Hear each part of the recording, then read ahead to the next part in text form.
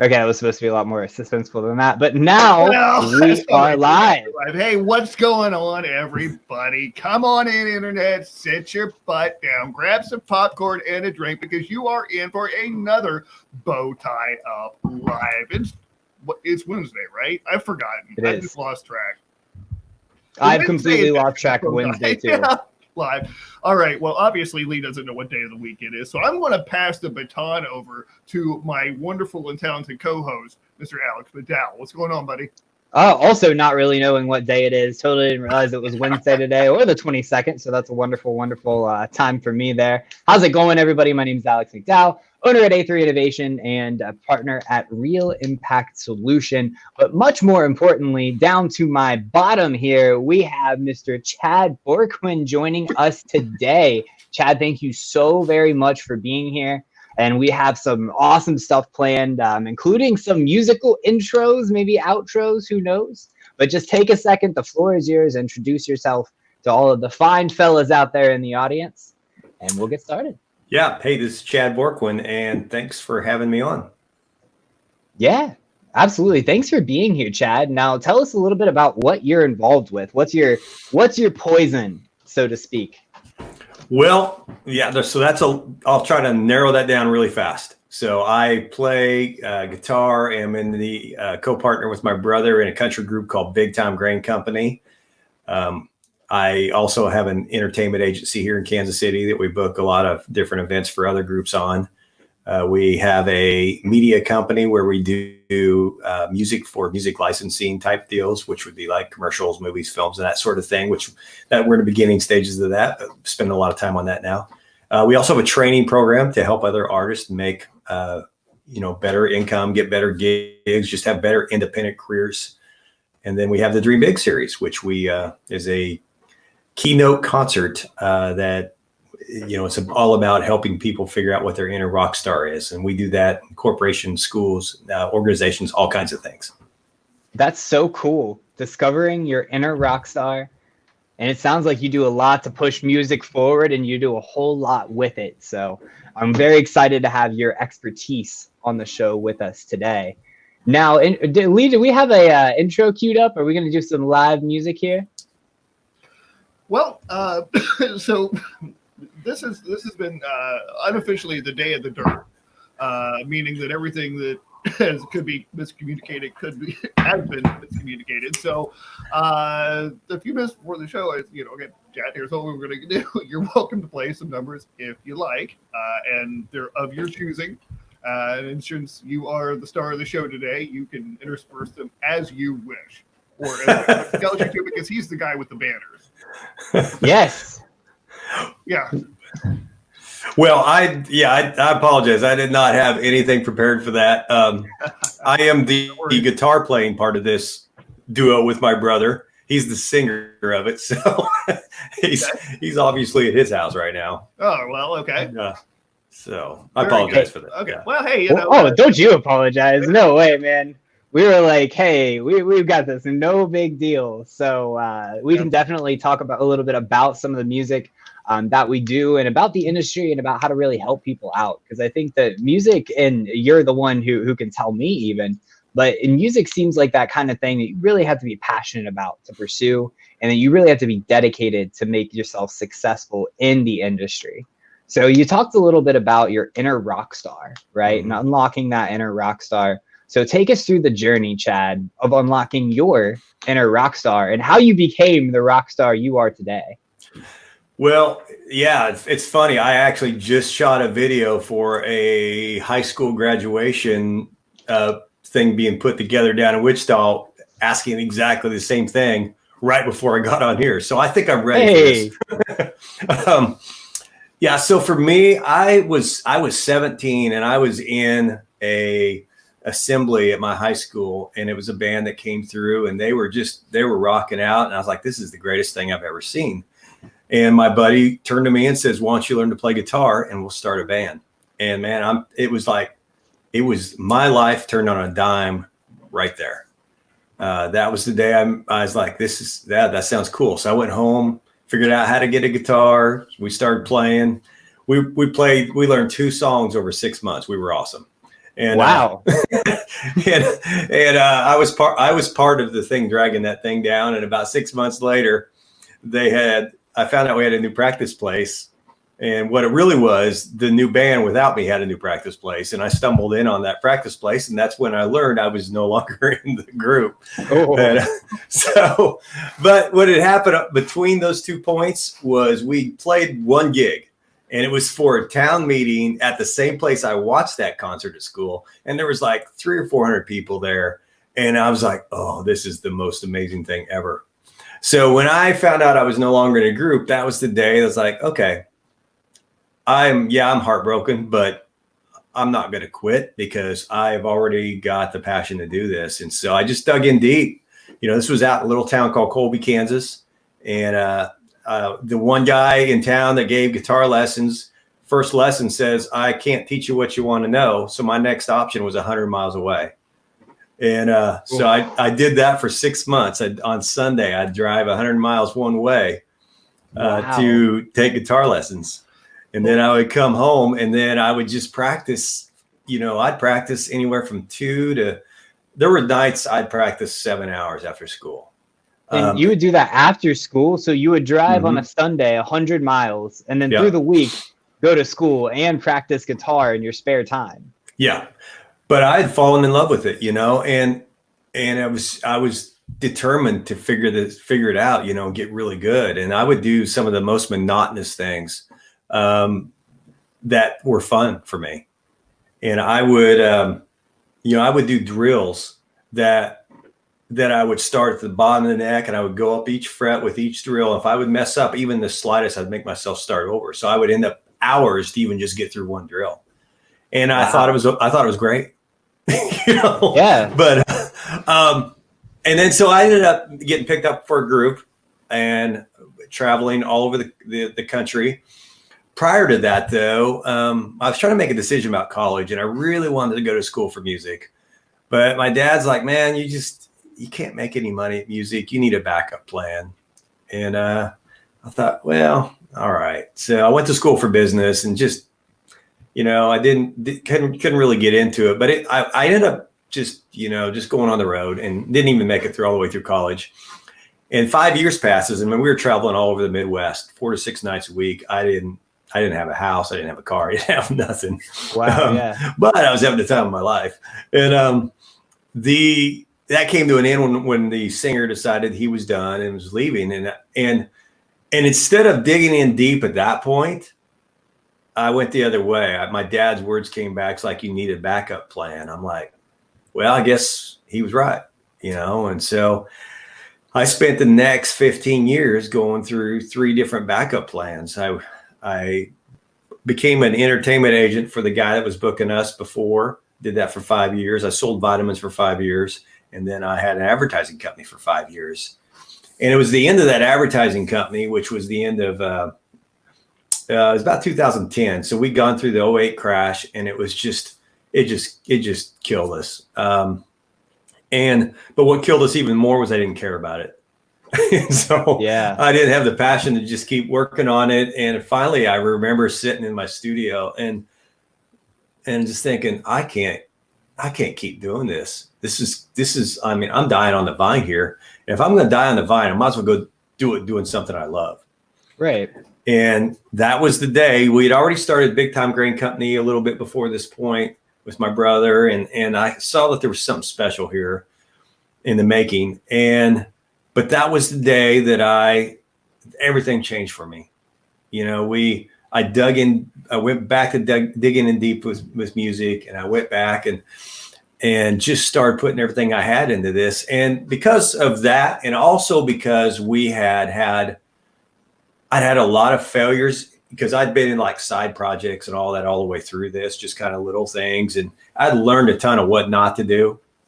Yeah. So we took everything we had learned and just said, okay, we have a chance to start this exactly the right way that we know is the right way, at least right now.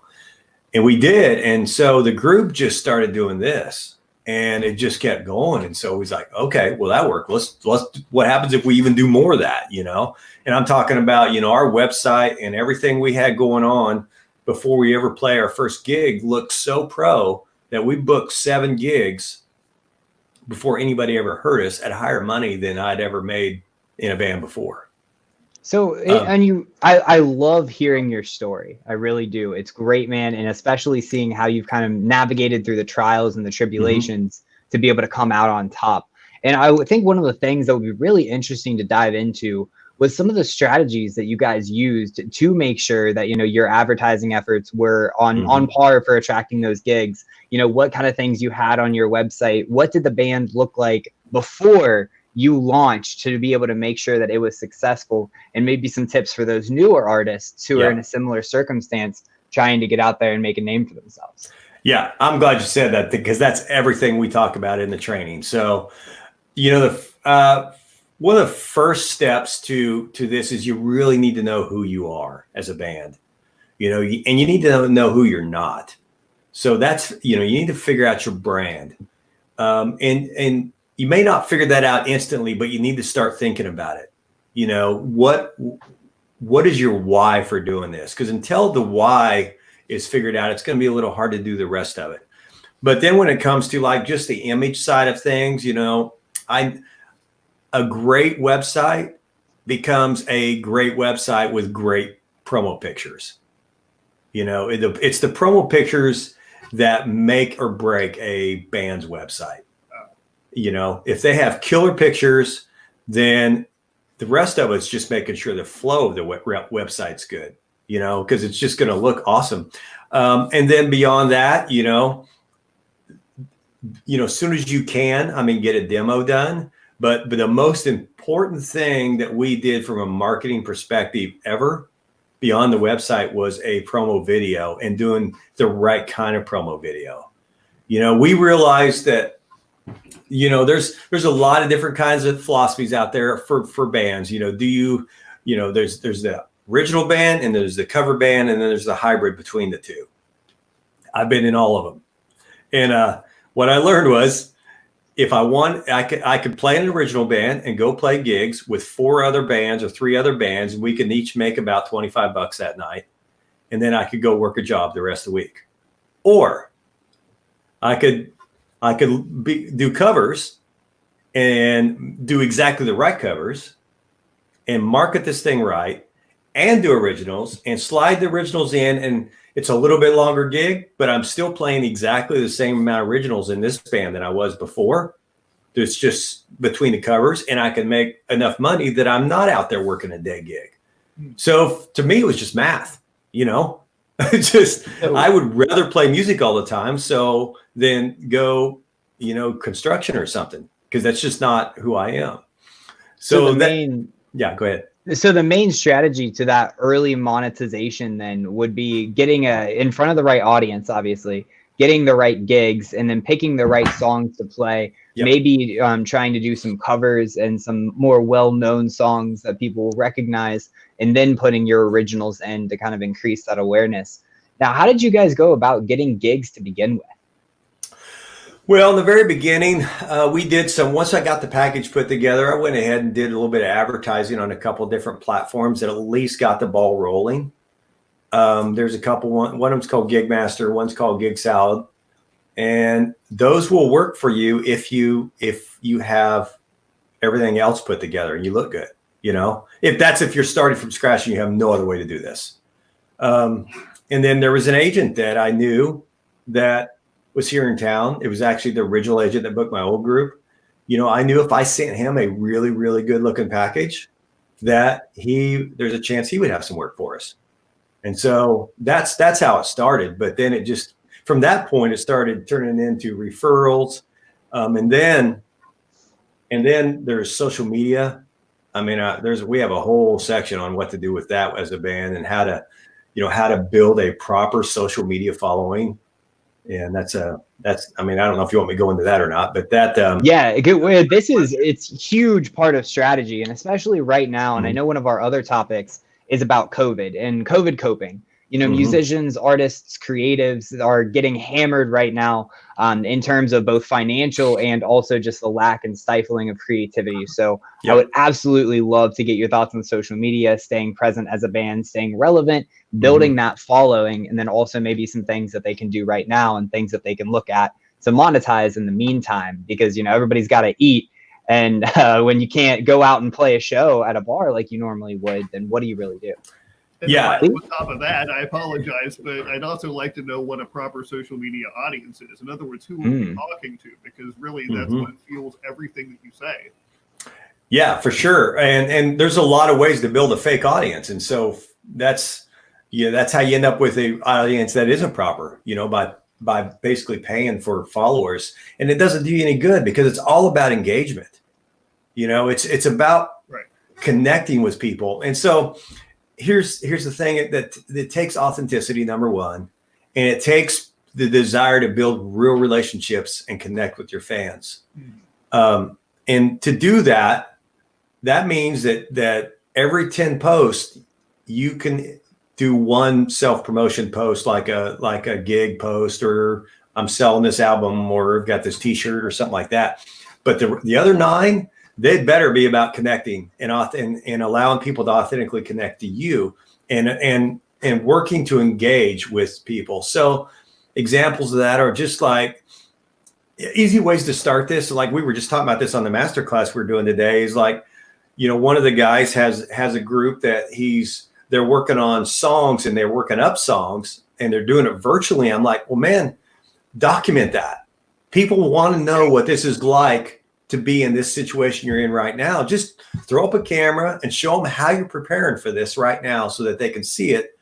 And then, one little extra trick is, throwing some questions in there is like, especially if it's funny stuff, it would, the caption this, can seem a little cheesy sometimes, but it still works crazy. I mean, people love to caption things, and then asking for people's help on decisions, include them in the process. Like, okay, hey, I wrote this riff here and here's a few words, but I don't have the name of the song. Anybody got any ideas for the name of the song? Oh, nice. And we absolutely, well, I don't want to speak for you, Lee, but I love all of those ideas, and those can even translate into the business world really well.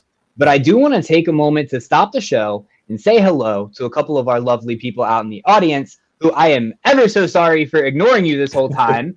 LinkedIn did the thing where the comments don't appear, so I thought it was just blank the entire time. But no, you guys have been tremendous. So shout out to everybody out there over in the audience. Going through from the top, we have Evan Sandler jumping in saying, Lee Rowley with some rock-ons. How's it going, brother? And nice to see you on the show. We got Matthew Perkins jumping in. Hey, Matthew. How's it going, brother? Chris Dickman jumping in saying, who is Chad's favorite guitar player? That's a good question. We'll get to that in just a second. And JD Adams jumping in. Hey, Jeff, how's it going, man? And then actually I saw up here, sorry, I didn't realize there was some above too. Hannah, how's it going? I saw you jumped in there earlier. And also Sam, how is it going, guys? Hope all of you are having a wonderful day today. And now back to your regularly scheduled interruption. So, Chad, what's your favorite guitar player? We had that question. We want to make sure that it's answered. Right. So I've been doing this a long time. So I've gone through a few genres of favorites. So I'll tell you where I started and where I'm at now. When I started, it was Eddie Van Halen. And Vito Bratta was another one, if you know who that is. Right now, though, since we're knee deep in country, and I mean, one of my absolute favorites is Brad Paisley. Keith Urban's an incredible guitar player as well. Vince Gill. So that's probably enough, isn't it? Oh yeah, that is quite a few perfect examples of favorite musicians, guitarists. And before we move back to social media tips for bands and kind of building that followings, Lee, did you have something that I totally cut you off from saying? I'm so sorry. No, if I did, no. I got it. Okay. All right. Yeah, that's the hard part, man. Yeah. These things just go in and out. So you had said earlier, Lee, what is a proper audience? And I would love to talk about that. Well, I'm looking at it from the perspective of, and I apologize, but by prefacing this, as a copywriter, I pick this stuff apart all the time. Like, are we talking to fans? Are we talking to potential agents? Are we talking to, who are those fans? What are their demographics? What are they thinking about? What are what parts of their lives interact with the musician's life, right? So I don't know where the heck Alex just like, I'm done with this. No, he'll be back. I'm here. He's smooth on the switchboard.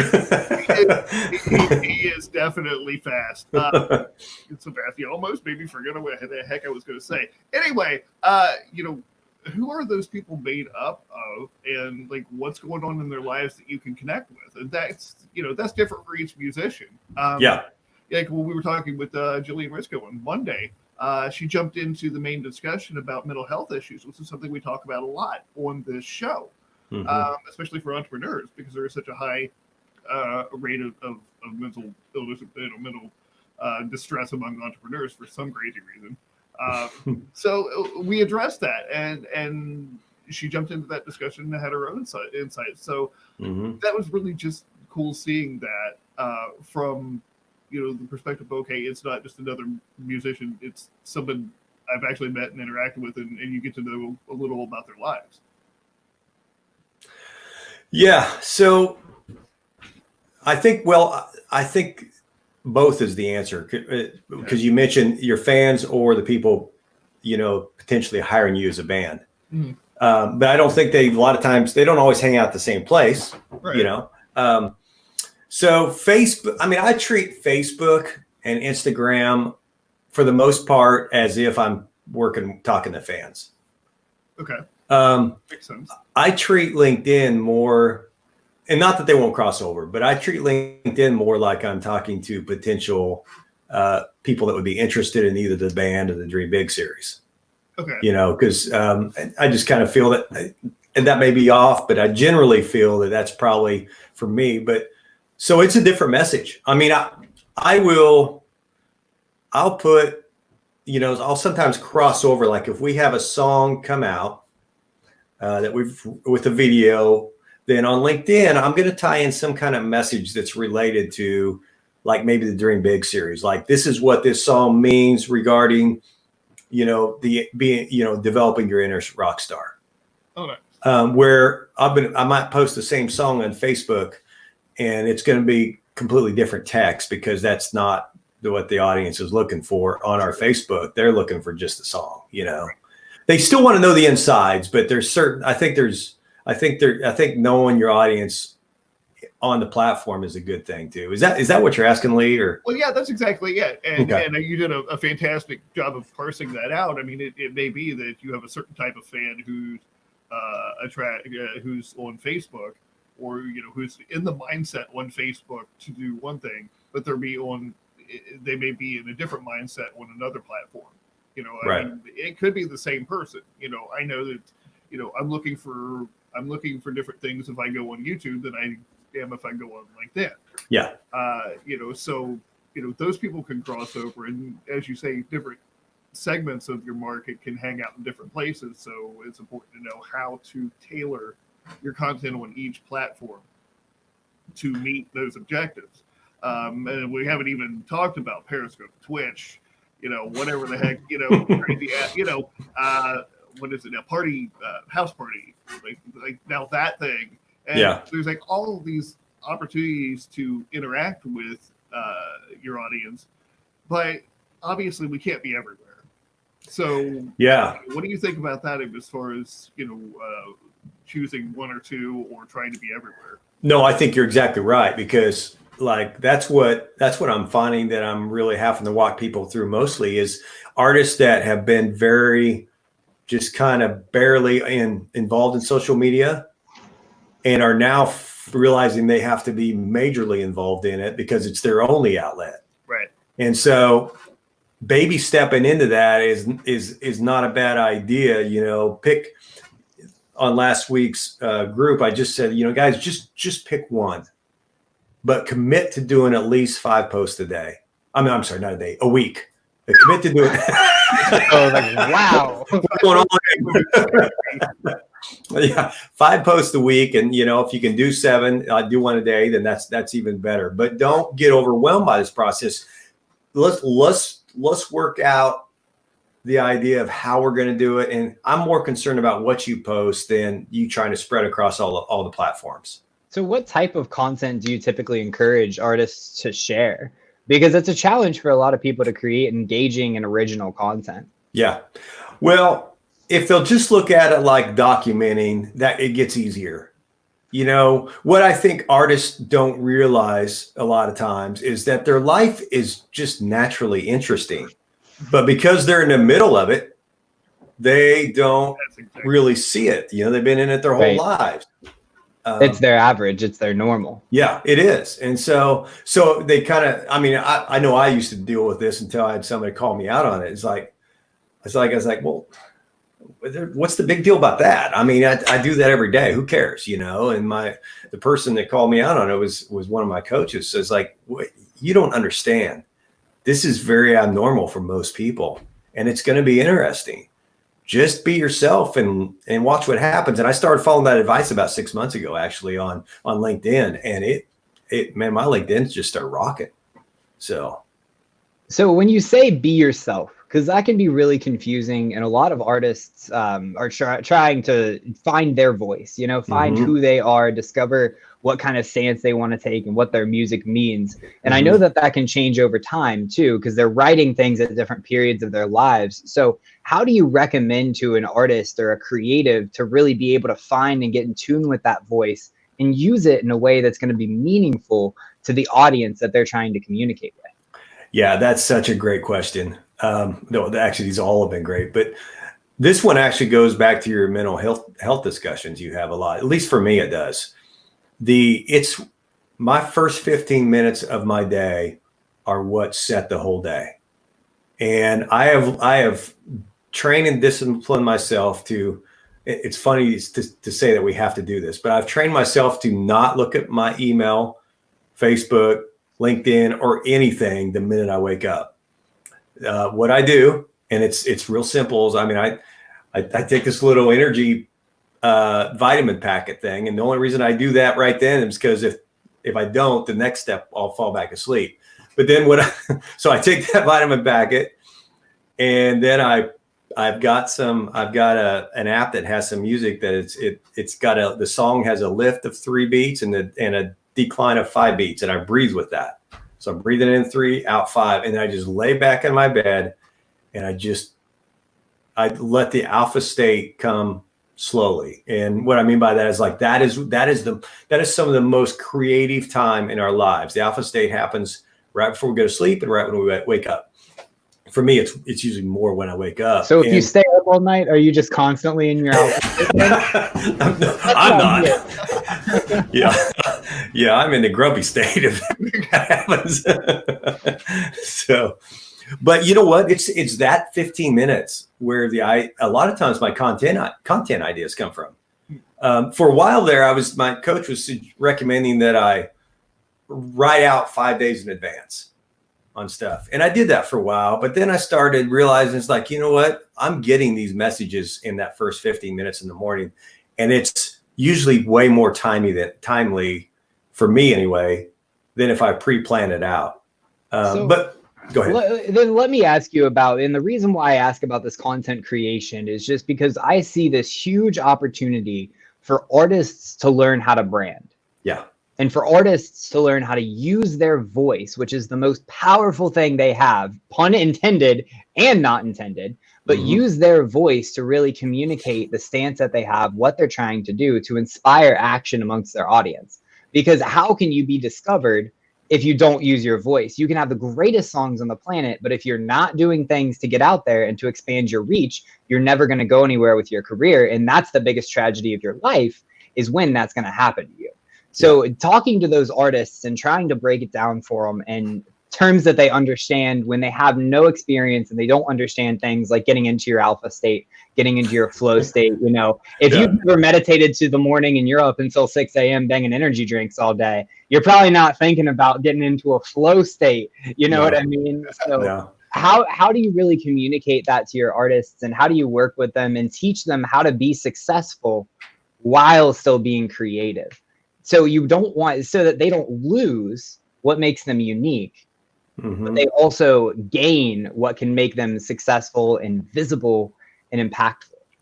Yeah, so I think it's important to identify every person's creative. We all have these creative, what do you call them? Bank. I'll call them a bank. It's something else, but a willpower bank. Let's call it that. Okay, so let's say maybe it's 2 hours long, and that is that time frame that you are going to be most creative, because it's like when you're energized. You know, I mean, my wife is completely the opposite. Hers happens like 9 o'clock at night. You know, her mind just starts going crazy, and that is I think identifying when that time is real key for an artist, because that's not the time to work on the business side of music. That is the time to work on the creative side. Yeah. So I want to address kind of actually, it reminds me of just a general stigma surrounding musicians and typical dependence on some sort of like drugs or alcohol to get into this state to be able to create music. What's a healthy alternative? What would you advise these musicians to do to get themselves into that creative state in a healthy and productive way? Yeah. So that's a big. Is that a good question? No, it's a great question, but it's a big answer. It's a big show, man. We got time. Let's do it. Let's hash it out. I had to hop off camera to get energy. I've been in back-to-back meetings and haven't had lunch, so did that. I'm energized, and we can go all day. All right. So for me, when I have dealt with that in the past, it was usually because I got something inside me that's just not quite set right. And I'm using like a few too many beers before a show to get into that place. And then it's superficial though. It's not real. In fact, when I've listened back to the recordings of those shows, it was obvious that might not have been the best decision, you know. But at the time when I was in it, I felt like, okay, I'm relaxed, I'm doing that. But everything we're talking about really does come back to mental health. I mean, you guys apparently that's what you're digging into. The more we invest into ourselves and getting our headspace right and just finding out how to do that. You know, I'm listening to podcasts all the time from people that know more than I know. People that have gone before me. I'm reading audio books. I'm listening to audio books all the time to just continue to learn more and more. But not those things don't just help me learn. They actually help keep fueling this belief that this next step I want to go to is possible. And I think a lot of times we will use, or people will use, and I have in the past too, use, you know, the alcohol or whatever, because they're trying to numb the fact that they don't believe they can get there. And when you start to get a bigger belief in what you can do and what's possible, then those things actually you start realizing it's like, gosh, if I wasn't doing that, I could actually do it more. You know, this wouldn't be getting in my way. You know, I could, if I quit doing that. And but you know, have you ever heard the term upper limit? Oh no, I typically don't surround myself by many limits. Okay, so, and that's awesome. So what an upper limit is, it's in a book called The Big Leap. An upper limit is the ceiling that we place in our own lives, that when it's where we feel comfortable, and it's right in that range right above or right below that upper limit.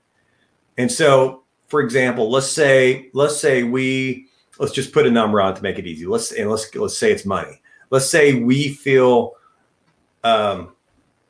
comfortable with $10,000 in the bank. Okay. The minute we start to get above that, or $11,000 in the bank, we start surpassing where we feel we are worthy of being, and we will self-sabotage ourselves, subconsciously self-sabotage ourselves back to a place right in that 10,000 mark. Now, this is not all about money. I'm just using that as an example. And here's the really interesting part. We may self-sabotage other areas if we go past that. So we might shoot up to $15,000 and feel really good about that, and then come home and start a massive fight with our wife because yeah, and that, I think that's like a great thing to expand on, is that idea of self-sabotage and your own limitations that you define. So as an artist, Chad, and you, just the fact that you can have a question on the screen like, what does it mean to be a successful independent musician? It says a testament to the grind that you've put in. And so how have you handled that? How have you handled the shock of, oh shit, it worked. I have a new upper limit of what is possible. I have a new upper limit of the goals that I'm able to reach, and the reach that I'm able to have, and the people that I'm able to interact with, the gigs that I can get. How do you deal with that changing lifestyle? Because some artists have a long road, and some artists, you know, have the short path of 10 years to overnight success. So how do you really deal with that and grow with that? Well, I can't talk to overnight success at all. To our benefit, we've grown. You know, we haven't had to adjust with like the Justin Bieber type deal where he just went from zero to rock star almost overnight. I mean, he had years of learning how to be a good musician. But so early on, we got a coach with this group, probably 5-6 years ago. And my brother and I meet with him every week, and virtually now. And we are addressing anything we need to address for the health of what we're doing. And so that's probably one of the big keys, is having an independent person, however you get them, you know, be able to just give you an outside view, you know, make sure it's a healthy outside view, make sure you get the right person for sure. You know, how do you find that out? How do you seek that initial mentor as a newer musician? Finding that person who can help guide you, keep you in your headspace, keep you focused. Well, I think if you start, if you first of all say to yourself, this is what I want, and then be open to it coming into your life, they'll show up. But the other thing you can do is start taking a look at, who do you admire? And then just don't be afraid to reach out. And I don't care how big they are. You know, sometimes you'd be surprised at who will mentor you. You know, and you know what level they are. They may seem way out of reach, but what's it going to hurt to ask? You know. And if you're really lucky, they ask you. Shout out to all those people who have come into my life recently, including Melissa Kirkpatrick, who just commented saying, "Coaches rock." Hey, Melissa. Hope you're having a great day. She's an absolutely incredible rock star / coach, whatever you want to call her. Awesome. And then also jumping in the chat, Maria Phillips, stop the show and say hello to Maria. Hey, how is it going? And she said, wait, I missed that part. Talking about Hannah's comment with no social media in the morning. And Maria, to revisit that for you, what we were talking about is Chad had the suggestion of not immediately checking your phone when you wake up in the morning for social media, text messages, Snapchats, TikToks, Instagram DMs, Twitter DMs, new updates on Reddit, or anything else distracting of that nature. Surprising, right? I think not. But it's a wonderful strategy to try. Take that 30 minutes. Don't be on your phone, and instead try to meditate. Focus. One thing that's really hard about meditating and focus, because I've been trying to do that recently too, get into my like flow state or whatever. And it's really difficult to focus on something about meditation. I can't even focus on meditation. So I've been focusing on stupid things like, how does this air taste? You know, because if I can start to try to visualize this ridiculous topic, I can slow myself down enough, because that's so difficult to get into when you're trying to be creative. At least that's my thoughts on it. I don't know. Agreed. So looking at some of our awesome and other topics we've talked about how musicians can make money early on, or have we? Have we talked about early monetization strategies, ways to acquire gigs? Let's talk about the business side of music a little bit. Sure. Yeah. So that comes back to the same philosophies as social media. It's just doing it outside of social media. And this whole business is really about relationships. This is assuming that you've got a quality product. And if you don't, then that's the first step, and never you'll know when you try to get into those relationships and they all of a sudden disappear on you because, well, your product sucks. Right. And never quit working on your product. I play guitar every day. And I'm not doing a lot now because we're writing so much instrumental stuff, but there's still weeks that I will hop on YouTube and watch some 16-year-old virtuoso play some technique, and I spend an hour or two working on that technique. And boy, if I could have had that, I would have saved myself a 100-mile drive. Right? Yeah, you wouldn't have had to do. But there's so much access to just great musicians and people and business stuff out there online. You just have to start looking for it. So how do you, as a newer musician, you're starting to learn how to look for these opportunities. How do you approach the actual revenue part of music? So you start playing gigs, and let's say you get $1,500 to play at a bar. Congratulations, way to go. But the question is, number one, what's the most effective way to get into that bar to begin with? How do you reach out to people? How do you forge those new connections? And how do you get into new venues? And then number two, great, you got paid. Congratulations. After you buy your bottle of Henny for the show, what do you do with the rest of the money? How do you make it work for you? How do you be an entrepreneur instead of just another musician dropping all of their money on Sprite and Lean? Yeah. So this is where to go back just a step on this, because this is a huge importance to decide this ahead of time. This is where the artist needs to decide if they're in a band scenario, they need to figure out who's really partners in this. Ooh, that's that right there, my friend. Let's talk about that. Okay. Who is partners in this? Because I bring it up. I'm eternally curious. I have a music label that I had started for fun because I was going to help a band out with like their website and stuff. I'm in tech. It's what we do. Right. But I never really like capitalized on it. So somebody like you who has all of this experience, like it's awesome to get your perspective. So partners are interesting, right? Yeah. We all got to have that lovely conversation. Who gets the money and how much? Yeah. How do bands decide that? What goes into that determines? Friendships aside from the fact of we started this all together, how do you really look at what's important to the band and identify maybe roles and responsibilities or what you're going to do to bring value to the band? Who's going to bring in the gigs, like what the marketing responsibilities are, like overall band brand, like how do you get into those business discussions and decide who's going to be a part of it? And is everybody a part of that within a band? Yeah. Is it a 5-man effort if they're a 5, or is it something where maybe 2 or 3 people handle it and the other guys just don't get as much as a cut or they don't have to manage it? So give us a look behind that curtain and what that looks like and the discussions that you can have to really hash that out from the get-go. Yeah. So this is the only industry I know of where you will put 5 people in one project. One person will do all the work and the money will be split evenly. It doesn't even make sense when you say it like that. But that's what happens all the time. And so, that's one of the first things that we have to talk about because it's not just about the money. It's about the decision making. Are you going to have a board meeting every time you need to make a decision that's going to advance the band?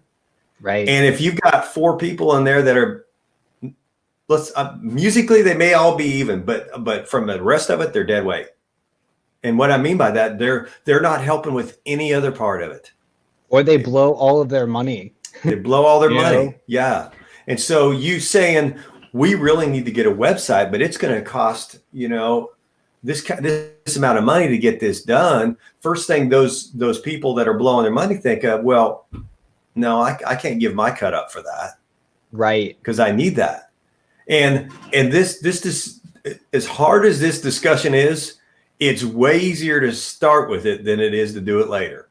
Yes. And so setting an early precedent. And so that's the other thing that when Brett and I, my brother and I started this, we just said, this is the way it needs to be, and well, I take that back.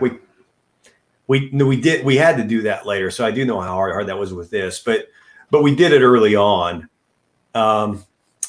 And pretty much every member that's here now has come in since then. But it's a really hard discussion to make. But we're running into this issue. It's like, we know these things need to be done to move forward where everybody makes more money. And now we have, but once you do that the right way, you end up attracting musicians that are totally good with the whole scenario because they know what it is up front. We have crazy, great members in our group now. They make us look really good musically, and they're really happy because they're in a scenario where they don't have to think about any of the business. They get to do what they love, and they know they're going to get paid. So, would you rather than have a group of musicians who have someone delegated for the business side, like the label, like a group that you would run up front, to have them help them through all of those processes from the beginning? Or do you think that just starting out, you should have these discussions and have that one or two people in charge of it within the band? I mean, are the more business executive functions in a band really the responsibility of the members, or is it better to have somebody else do it and manage it for you? Yeah. What do you see as a more important factor of success? I think every artist that is serious about this business needs to be able to run this thing independently, because labels don't show up like they used to with a bunch of money and say, we're going to take you from zero to rock star. They are looking for groups that have already done a bunch of the pre-work. They've got a following, they've got a lot of stuff already done that they used to be part of doing. And that changed when everything went online, and when CDs went away, and everything went to downloads, and the bottom dropped out of that side of the music industry.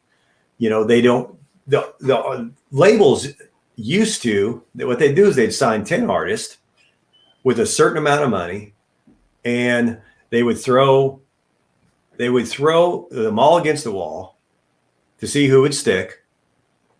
And then if only one stuck, then the money that they were investing into the other 9 would then be reallocated to the one that was, that was actually making them money. It's just, they're a bank. That's what they are.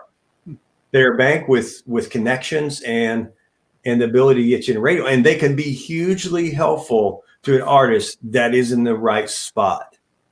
But the idea of coming into this business and having just getting signed and hopping on a tour bus and a jet and the rest is history, those days are completely gone. So do you see the availability for the rise of networks of musicians that perhaps collaborate and work together to co-promote instead of leaning on a normal label? Or do you see the future of independence in music? Or do you still see there being this overseeing entity, like a label or an agency or what have you, that really ends up kind of running what a band is? Well, I think as long as they make money, there's always going to be a label. There's always going to be a Sony Records and all that. But there is a middle ground that wasn't there before. It used to be starving artist, hugely successful. But now, and that's where we've made our money, and we found the middle ground. And when I say middle, it's a big middle. There's a lot of money to be made in the middle. And so your idea of collaboration, I think, is everything, because that is people working together, helping each other out. Huge fan of collaboration. Collaborating in songwriting and knowledge and in gig ideas and all those things. Us working together is way, way more important than sitting there trying to find a label to do it for us. So is that what you're asking? Oh, yeah, absolutely. Okay. Because I'm also a big proponent of collaboration. And my good friend over here, Mr. Lee Raleigh, has this wonderful, wonderful saying about the economy. Welcome, Chad, to the connection economy. Yeah. Where that is the currency that we all consume. It's connections and it's innovation. It's the ideas that you have and the people that you can bring to the table. Because it's not about who you know. Knowing somebody doesn't mean shit. It's about who you have connected with and who you actually are networked in with that can make a difference. So when we talk about collaboration, what I see is an opportunity for much more established artists, people who have kind of figured it out, to be able to work with some of these younger artists or less experienced artists, getting into the game late artists, to lift them up and give them a platform. Because, and correct me if I'm wrong, Chad, but I see the vision of music as everybody connected to make the best song possible. Making something that speaks to your soul, making something that's going to resonate with your listeners, doing something that's going to make a difference. I mean, why would you as a musician do a social impact song? Well, it's because you want to make a difference, right? Right. We all are driven by this idea. And so if we can encourage and we can foster that communication, that collaboration in a network of artists, we can build some incredible things. And especially think about mixing genres too, and being able to have readily available resources of other artists who you can collaborate with, would be a huge boon. Yeah, I'm super excited about that. And talk in the subject of what can we do like right now. There is probably no easier time to get a hold of somebody than right now. Now you still got to have the right motives and do it the right way. This is not the time. The president of Sony Records is probably sitting at home. Right. But he's not going to take your call if you call and say, hey, will you want to listen to my music? That's not the right way to do it. But if you send him a handwritten letter to his home address that you found online after a lot of research, I mean, he might open it. He might. Yeah. It's all about your approach. Totally about the approach. And so figuring out how to connect with people and just develop relationships is massive. I mean, one thing that I started doing a while back was my, I do a podcast, and I do that for a couple reasons. We do it because we've got this training program to promote, but more importantly, I do it because I am connecting with the most amazing people through this podcast. And man, I'm telling you what, you and I and Lee, we're going to have a relationship after this is done that we would not have had if we were not doing this interview. Right. It's a live introduction. Yeah. What is better, guys? There's no sales, no pushing our product, no saying, oh, I do this, I'm great at this, I'm great at this. Well, I do. It's none of that shit. We're just all talking about what we're passionate about, what we love doing, and we're helping people along the way. That's how you connect. So just getting on my high horse about connections and authenticity for a minute. Go right ahead. Except for the fact that we're like almost out of time. So that's right. We do promise to give you guys that clean hour show, and we're coming up to final thoughts, which is one of my favorite parts. Sorry for being late again. Anytime we have an artist or a creative involved, and unfortunately all of us are either artists or creatives, somebody's going to be late. We're in trouble. isn't that? Yeah. I actually completely missed a whole podcast today. So shout out to Alex for not totally dropping that ball. Sorry, Lindsay, if you're watching this. I'm eternally ruined from that. I'll touch base with you later. But speaking of things that we need to correct and actions that we can take in the current. So you've got an artist, Chad. What is the best advice that you can give them to staying alive during this crisis and not being a starving artist, but a less starving artist? Well, first of all, realize this will pass.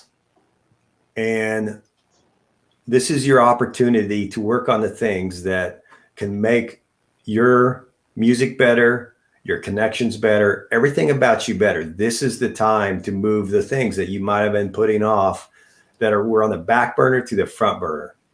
And this is the moment where you can say, I'm going to do the best job I can to prepare for when this all opens up, so that everybody that has the potential to hire me to come play their show, they're going to know about me, and I'm going to be ready for that show. I love it. I love it, love it, love it. And Chad, if we want to find you or want to connect with you in your business, how can we do so? Do I reach out on LinkedIn? Do I go to a website? Tell me how you reach you, my man. Sure. Yeah, I'll keep it short. So LinkedIn, just Chad Bourquin at the end. We've got our band is bigtimegrain.com. And then the keynote concerts are dreambigseries.com. And then if you are an artist and you want to learn some things from us, then that's playmusicmakemore.com. Playmusicmakemore.com. Yep. Ladies and gentlemen, you heard it here. Maybe not first, but you did just hear it. So that is a start. You guys know what time it is. It's time for final thoughts. And Chad, since you have not been on the show before, let me give you a very simple rundown. Final thoughts is where you say what's on your mind. You got 30 minutes, 30 seconds, not 30 minutes, 45 seconds, a minute and a half, or however long you really please to go into what is on your mind and what is eating you up about today and the final message that you would like to leave our friends over here. No, not over here. That's one of our friends. Our friends over here in the comments. So Chad, as our esteemed guest, I will put you on single screen over here and wrap us up with your final thoughts for the day. Yeah, for sure. So I would just like to turn it back to you guys because this is a really cool thing with Bowtie you are doing. And so I would just say keep supporting these guys because this is great.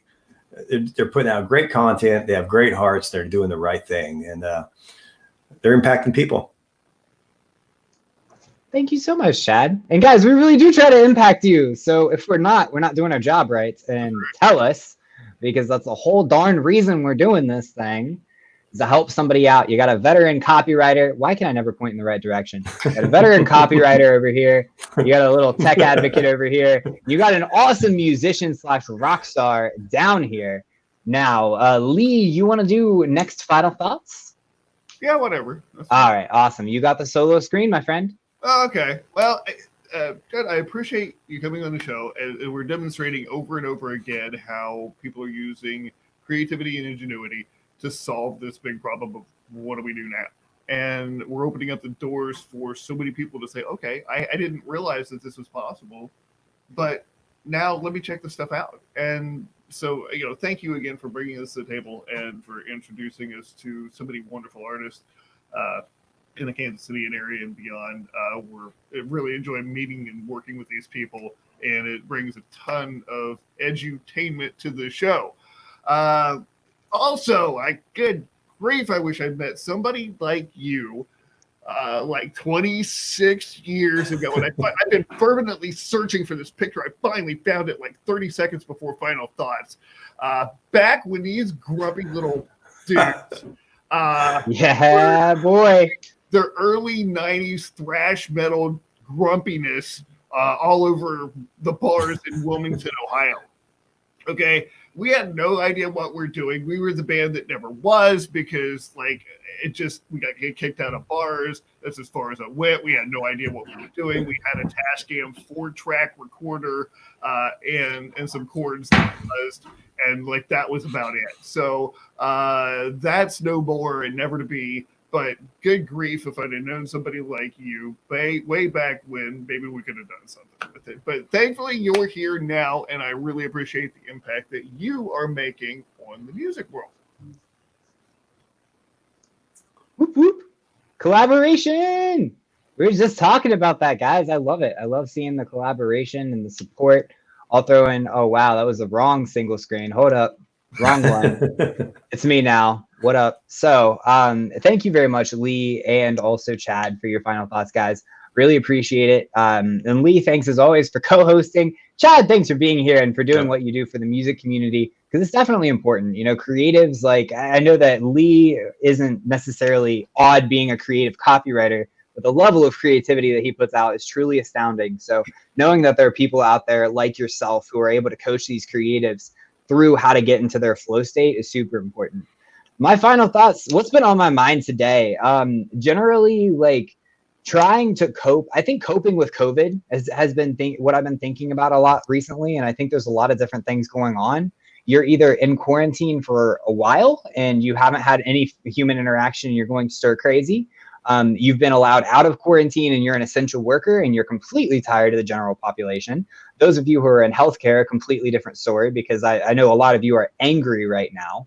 So for anybody out there who is trying to deal and trying to cope, just know that it's going to pass like a kidney stone, and then maybe another, and possibly even another after that, back to back to back. But it will pass. And the only way that it passes most effectively is if you relax and if you lean on your friends.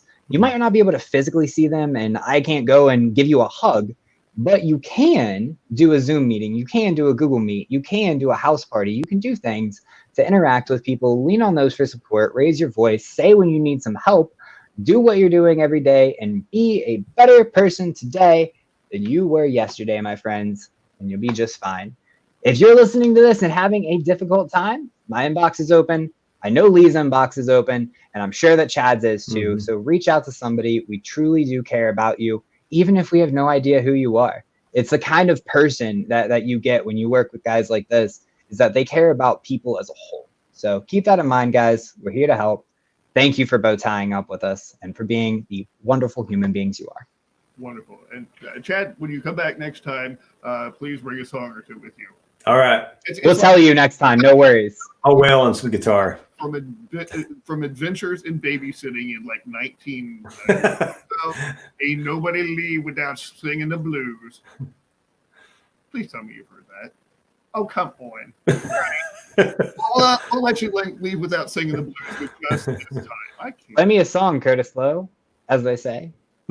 I made a music reference. Yay. It was Leonard Skinner. It was like, no, that was not Leonard Skinner, was it? Oh, shoot. Wow. Keity Button. Yeah, I'm just going to, guys, thank you for joining us on BowtieUP Live. You'll be back tomorrow, same time, for me to mess up more song quotes. See ya. Bye, guys. Hey-oh.